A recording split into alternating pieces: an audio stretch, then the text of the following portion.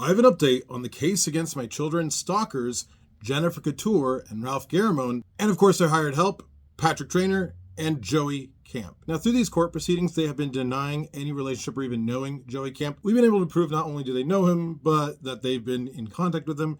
They have considered him a friend.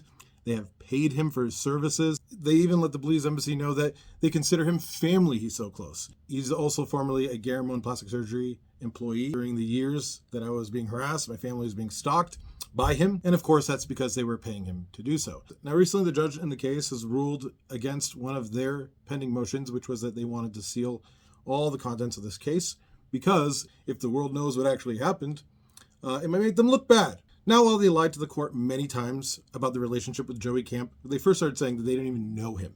Then they said, okay, we know him, but we didn't work with him. They said, okay, we hired him as an employee and literally paid him, but we didn't pay him to go after you. But one thing I want to show you guys, and I want to show you guys this publicly, is that their hired goon, Joey Camp, this heavily racist white supremacist, has a fixation on children. He says he's going to get my wife taken away from me. He says he's going to get my children taken away from me. He says he's going to get my home taken away from me. And every single day for years, he made every single effort he could, recruited as many assholes as he possibly could to help him. Instead, I let his landlords know what he was up to, and he got evicted.